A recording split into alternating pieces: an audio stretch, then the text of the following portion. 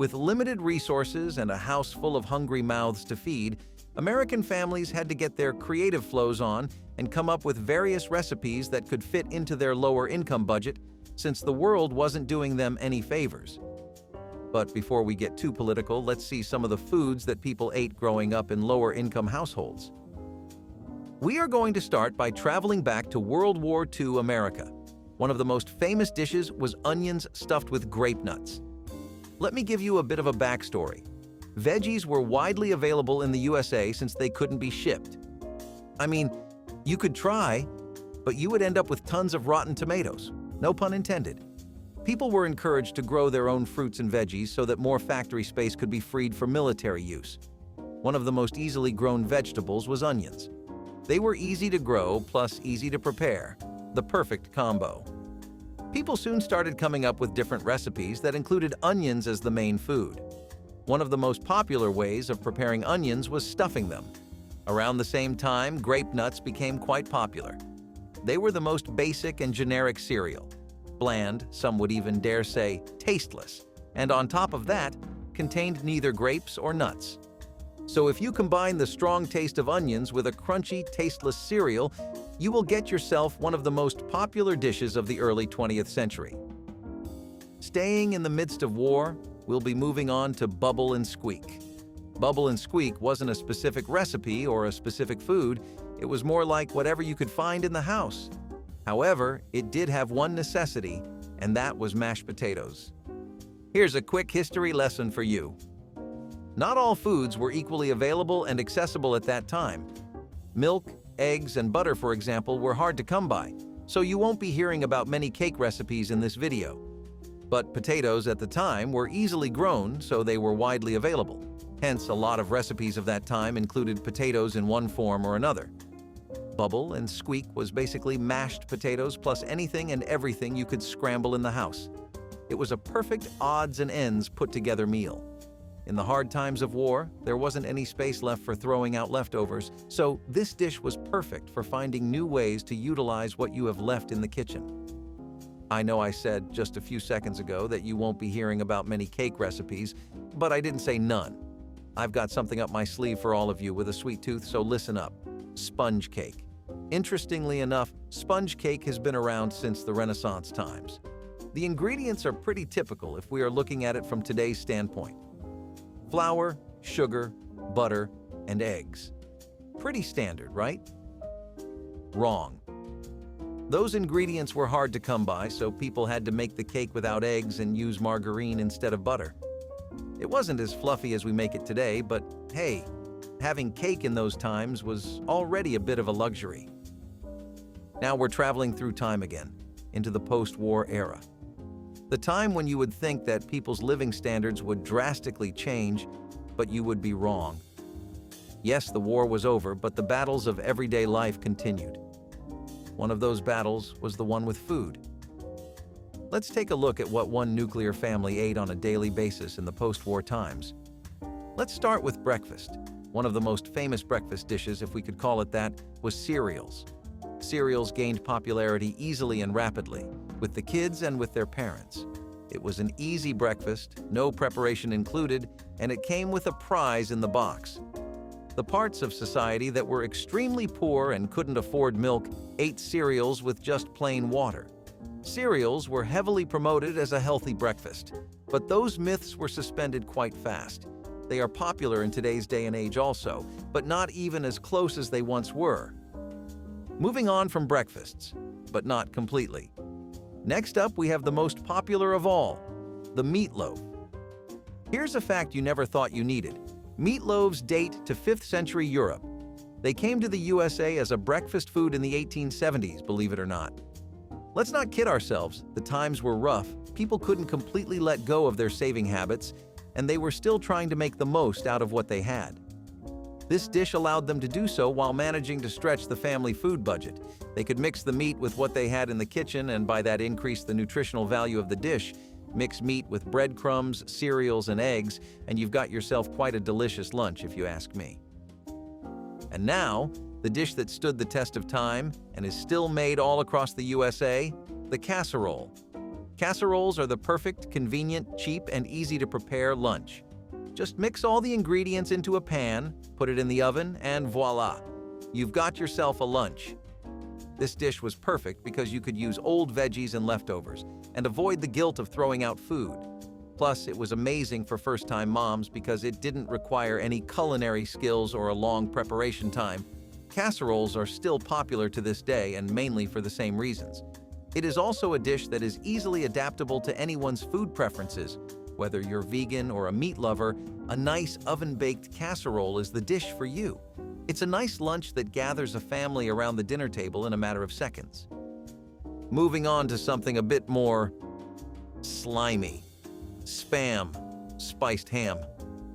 Spam was first found on the shelves in 1937 and quickly gained popularity since it was convenient for American forces to eat on the front lines. The ingredients for this semi-revolting so-called meat were pork shoulder, ham, salt, water, sugar, and sodium nitrate. You may be wondering, what exactly is sodium nitrate? Here's an interesting, or perhaps alarming, fact. Sodium nitrate allowed this product to be stored without refrigeration. Yes, you heard me right, a meat product that doesn't require refrigeration. It was, however, the perfect solution for families that couldn't afford a fridge. We couldn't possibly imagine a life without a fridge. It is simply a necessity. But not so long ago in the 1950s, that wasn't the case for many families across the U.S. Coming to number 8 on this list is chop suey. In the post-war era, ethnic cuisine began gaining popularity. It was an easy way to introduce a Chinese kitchen in the U.S. The most basic translation would be odds and ends. It first became popular in San Francisco in the Golden Rush era. It also got its place on restaurant menus in the 1920s, but became a popular family meal in the 50s. Chop suey was an easy-to-fix, one-pan dish, and it quickly became a family favorite. The ingredients consisted of meat, noodles, bean sprouts, water chestnuts, bamboo, onions, and celery. If you ask me, it's not very different from the takeout I order on a Thursday night. Traveling more into the future or past, I hope I'm not confusing anyone with this analogy, we are finding ourselves in the 70s with more complex meals, on a budget. Salisbury steak is one of the examples of both luxury and budget-friendly meals. The ingredients are ground beef, breadcrumbs, onions, and eggs, simmered into a gravy made from beef broth, onions, and mushrooms. Of course, this dish can be adapted to whatever's available in the kitchen, so if mushrooms are a bit much, leave them out. If mushrooms have zero haters, I'm out. But personal opinions aside, this dish sounds like something they would charge at least a couple $100s in restaurants at today's prices. Now, this dish isn't really all American. It can be found in some Eastern European countries as well, and that is stuffed bell peppers. Oh, to be a child again and in Grandma's kitchen smelling those beautiful bell peppers. But I digress. Stuffed bell peppers were, and still are, affordable and versatile, and brought a touch of elegance to the dinner table. They are the perfect dish for maximizing nutrition and utilizing limited sources. The stuffing consists of ground meat such as pork, beef, or the combination of the two, rice, tomato-based sauce, and spices. Plus, you can add veggies of your preference for more nutritional value. The bell peppers themselves serve as a container for the stuffing, and they also add a sweet taste that nicely complements the savory stuffing. This is a high-protein meal for all of you out there looking for healthy recipes to help you bulk. Now, again, I know I said that we're moving away from canned food, but this is more sophisticated. Chicken a la king. This was quite a staple of the classic American home in the 70s. This was a go-to dish for families that wanted to have something elegant yet affordable for lunch. Chicken a la king consists of a creamy, buttery sauce made from butter, flour, chicken broth, and milk, combined with cooked chicken or turkey, mushrooms, peas, and carrots, which add to the texture and the color of the dish, and there you have it. Lunch is served. It was usually served with rice, egg noodles, or some pastry. It was the perfect dish because it allowed families to use any leftover chicken and make a delicious lunch.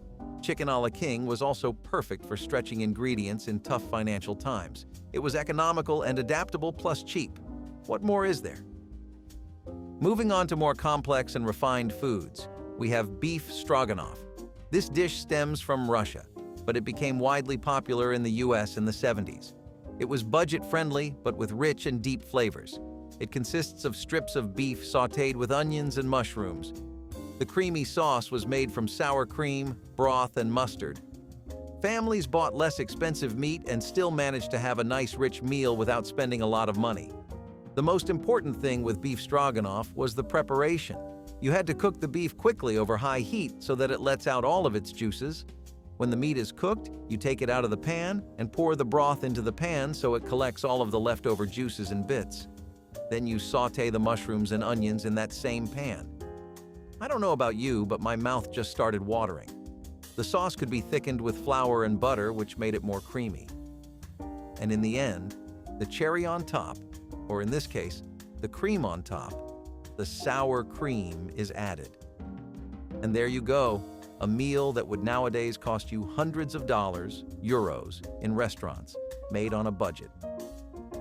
How many have we got so far? 10? 12?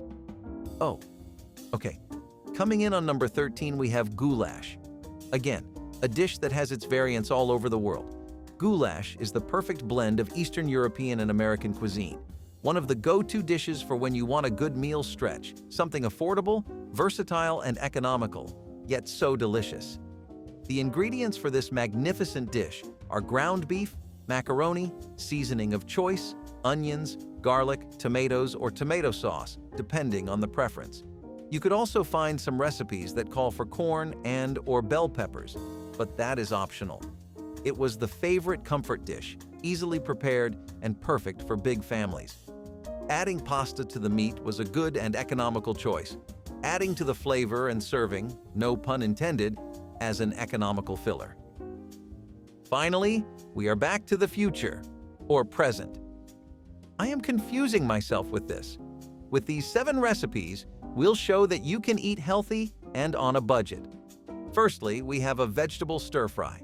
For those of you, like myself, who didn't know what stir-fry was, it is a Chinese cooking technique in which ingredients are fried in a small amount of very hot oil while being stirred in a wok. This dish is for all of you veggie lovers out there. The ingredients are frozen mixed vegetables like carrots, baby corn, mushrooms, broccoli, snow peas, and bell peppers, soy sauce, garlic, onions, rice, or noodles. Pretty standard and simple, plus healthy. You can add even more veggies if you like, and you can play with the spice selection. At the end of the day, that is the beauty of cooking. For the sauce you need soy sauce, garlic cloves, brown sugar, sesame oil, and chicken broth. Of course, all of these are optional since some can be pricey, but any spice you have in your kitchen will do just fine. Secondly, we have lentil soup. Wait! I know it doesn't sound very delicious and attractive, but just listen to this. Lentils are very nutritious, low in fat and high in fiber, which is amazing for your digestive health. So not only will you feel full after, but you won't have that rumbling heavy feeling in your stomach. If prepared right, lentil soup can be so delicious and will have you begging for seconds. What you want to do is first cook the onions, carrots, and celery until they are sweet and tender. Then add the spices, garlic, broth, vegetable or chicken, and canned tomatoes. And lentils, of course. And there you have it. Oh, and also, what I found is that adding a bit of lemon zest can make this dish go from good to superb. In the third place, we have potato and cabbage hash. The name speaks for itself. This is an easy-to-prepare dish that consists of potatoes, cabbage, onions, garlic, salt, pepper, and the optional turmeric. Turmeric is what gives this dish its specific golden color, plus it has the great health benefit. It reduces inflammation. So for all of you out there with this problem, start adding turmeric to your meals immediately. Once again, potatoes, cabbage, and onions are some of the cheapest foods out there. So this dish doesn't really put a dent in your wallet, and you can add any veggie you have in your kitchen for more flavor. It doesn't require a lot of culinary skills, and it can also be served as a side dish next to some meat. While we're on the topic of cabbage, the fourth dish is cabbage soup. Again, quite simple. The ingredients consist of cabbage, carrots, onions, garlic, vegetable broth, and canned tomatoes. Now, I know that a lot of people are on the fence about cabbage, but hey, Don't you worry, this recipe will change your mind for sure. The secret ingredient to this dish is a splash of vinegar. Or if you're feeling particularly spicy, add some chili flakes. The salty and spicy clash with the sweetness of the cabbage itself and make a wonderful harmony of flavors. Cabbage is very nourishing, so you won't have to worry about feeling full after this meal. It also has a lot of health benefits, plus it's low-cal, so it shouldn't come as a surprise when you hear someone is doing a cabbage diet. So if you're still trying to decide on what warm soup should you be making this fall season, try out this recipe. It's soup herb. Another soup you should definitely make this fall and stay on budget is potato soup.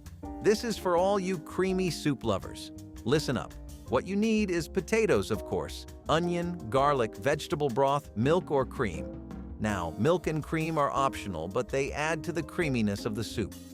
The preparation is pretty simple, but here's a little tip for you. Puree at least half of the potatoes to get that good creamy texture. And please, for the love of God, make sure all the potatoes are cooked properly. Nobody likes biting into the uncooked potato. Ugh, I got chills down my spine just thinking about it. This soup is perfect for unlocking your inner chef because it gives you the freedom to experiment quite a bit. You can add some leftover bacon to it, some chives if you like, and like with any recipe, you can play with the seasoning. It's an amazing cheap dish that anyone can afford, and it's a good meal stretch. Moving away from all that soup talk, in the 6th place, we have got ourselves the classic rice and beans. We're basically halfway to making a burrito. I don't know that it can get any more simple than this. Get some rice, some canned beans, onion, and garlic, and that's pretty much it. But if patience isn't your strong suit, you better skip this one, because I swear that rice has got it out for us.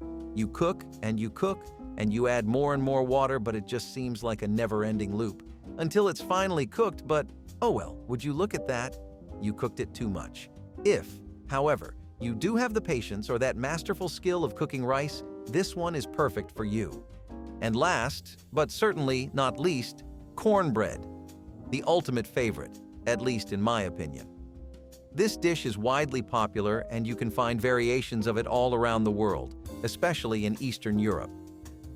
I know that some of you may think, wow, how can you say that that's a low-income food choice you need? Blah, blah, blah. And I am here to prove you wrong. You don't need all those fancy and expensive ingredients to make perfectly good cornbread. All you need is this: corn flour, regular wheat flour, salt, eggs, baking powder, oil. It can be olive oil, but it's not essential. I know it's very pricey. And some mineral water. Milk is optional. Mix all the ingredients. A mixer is not needed. Bake. And voila. There you have it. The perfect cornbread. Try and see for yourselves. You can play with the recipe. In some countries, people like to add bacon, red peppers, or even pickles to the mix to add more flavor. It's a perfect low-budget breakfast dish, if you ask me. We've come to the end of our low-income food list. Did it spark a memory of any recipes from your past? If it did, subscribe, and let's keep those memories alive.